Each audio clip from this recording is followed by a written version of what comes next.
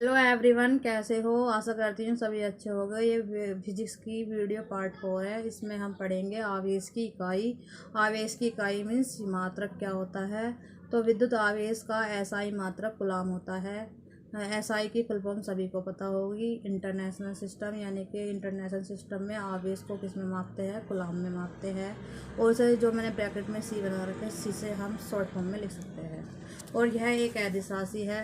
अदिश राशि और सदिश राशि आप जानते हो क्या होती है। द्रव्यमान और ऊर्जा भी क्या है? हमारी अदिश राशि है। उसी प्रकार आवेश भी हमारा क्या है? अदिश राशि है। अदिश राशि में केवल परिमाण होता है, जबकि सदिश राशि में परिमाण के साथ साथ दिशा भी होती है। और अब इसमें एक यानी कि फॉर्मूला है, आवेश बराबर होता है धारा गुना समय। यानी कि इन तीनों में संबंध है, आवेश, धारा और समय में, तीनों में फॉर्मूला है। तो फॉर्मूला बराबर क्या हो जाएगा? आवेश बराबर धारा गुना समय, यानी क्यू बराबर आई गुना टी, या क्यू बराबर आई इंटू टी लिख देंगे। तो जहाँ आई क्या है? धारा। मैंने लिख रखा ब्रैकेट में विद्युत धारा। इसे हम किस में मापते हैं? एम्पियर में। क्यू बराबर क्या है? आवेश। इसे किस में मापेंगे? कूलाम में। टी बराबर क्या है? समय, यानी कि सेकंड में। यानी कि हम इनके मात्रकों से ही पता लगा लेंगे ये किसके मात्रक है। एम्पियर है तो पता लग जाएगा ऑटोमेटिक किसका है? आई का मान है। कूलाम है तो किसका मान है? क्यू का है। सेकंड में है तो किसका मात्रक है? समय का मात्रक है। और क्या होगा इसकी? टी बराबर। जैसे एक एग्जाम्पल लिया हुआ है, यदि किसी तार में 4 कूलाम आवेश 2 सेकंड के लिए बहता है तो धारा का मान ज्ञात कीजिए। यानी कि इसी प्रकार धारा दे देगा, समय दे देगा, कूलाम पूछ ले, यानी कि आवेश पूछ लेगा। इसी प्रकार आवेश दे देगा, धारा दे देगा और समय का मान पूछ लेगा। तो इस एग्जाम्पल में क्या दिया हुआ है? यदि किसी तार में 4 कूलाम आवेश 2 सेकंड के लिए बहता है तो धारा का मान ज्ञात कीजिए। तो क्यू बराबर क्या होगा? 4 कूलाम। यानी पता तो मैं कूलाम किसका मात्रक है?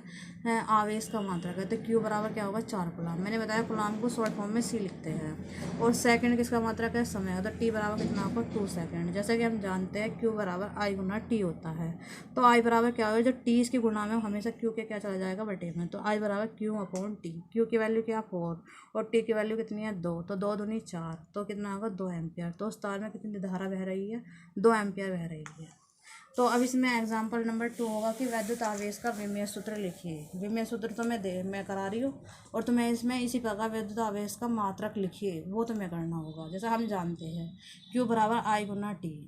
तो हमें क्यू का मात्र विमा निकालना है, तो क्या लिखें? क्यू की विमेय सूत्र बराबर क्या हो जाएगा? आई की विमा गुना टी की विमा। आई की विमा होती है एम्पियर। तो एम्पियर को हम बड़े ए से डिनोट करते हैं, और समय का मात्रक होता है सेकंड। सेकंड को कैपिटल टी से। तो अब दोनों एक ब्रैकेट में आ जाएगा 80। तो क्यू की विमेय सूत्र क्या हो जाएगा? 80। इसी प्रकार तुम निकाल लोगे इसका मात्रक। तो मात्रक कैसे निकालोगे? क्यू का मात्रक बराबर आई का मात्रक गुना टी का मात्रक। तो आई का मात्रक क्या हो जाएगा? एम्पियर। समय का मात्रक क्या हो जाएगा? सेकंड। तो क्या हो जाएगा? Ampere second. और आगे तुम्हें निकालना हो एम के स्पत्ति में, सी से स्पत्ति में, तो निकाल के देखना और मुझे सेंड भी करना। अब है वैद्युत आवेश के मूलभूत गुण। तो वैद्युत आवेश के कुछ मूलभूत गुण हैं, जैसे कि पहला है आवेशों की योज्यता।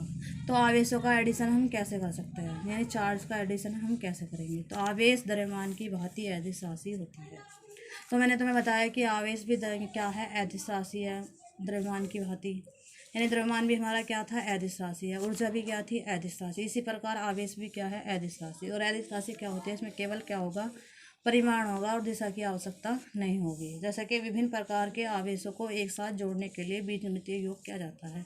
यानी कि बहुत सारे आवेश है और हमें उन्हें जोड़ना है, तो हम किस नियम के अनुसार जोड़ देंगे? बीजगणितीय योग के अनुसार जोड़ देंगे। या मैंने थोड़ा सा और लिख दिया, किसी निकाय में कुल वैद्युत आवेश उसके विभिन्न अवयवी कणों पर उपस्थित विभिन्न आवेशों के बीजगणितीय योग के बराबर होता है।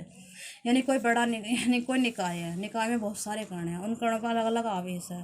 तो जो कण है ना, उनके जो आवेश हैं उन्हें जोड़ देंगे तो वो पूरे निकाय का क्या निकल जाएगा? आवेश निकल जाएगा। जैसे माना कोई निकाय जिसमें n अवयव कणों से मिलकर बना है, और जिन पर आवेश क्रम से क्या +Q1 +Q2 -Q3 -Q4 dot dot dot क्या हो जाएगा? Q1। तब निकाय का कुल आवेश क्या हो जाएगा? Q बराबर Q1 +Q2 -Q3 -Q4 dot dot dot Q1।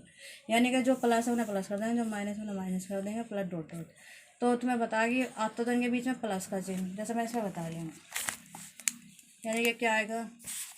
Q बराबर Q1 +Q2 प्लस, जैसे अब ये माइनस है तो यहाँ माइनस लिख देंगे Q3, और जैसे यहाँ प्लस क्या है? -Q4, और फिर क्या हो जाएगा? Dot dot dot.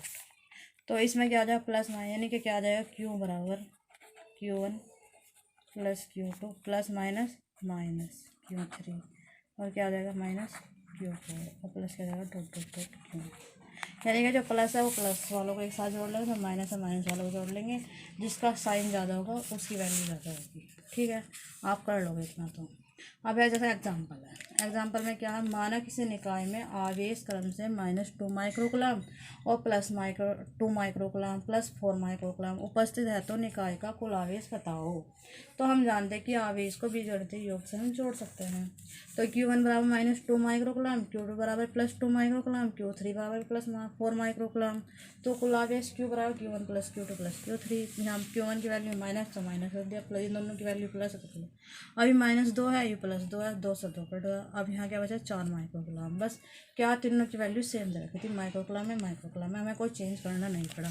वैसे मैंने तुम्हें बता रखा कि 1 माइक्रो यानी कि ये होता है माइक्रो का चिन्ह, 1 माइक्रोकुलाम बराबर होता है, यानी यहाँ कुलाम लगा दें कुलाम, मीटर लगाएंगे तो मीटर, 10⁻⁻6 क्या होता है कुलाम के बराबर। चलो आज इतना ही, अब मैं दूसरी वीडियो में बताऊँगी। जय हिंद जय भारत।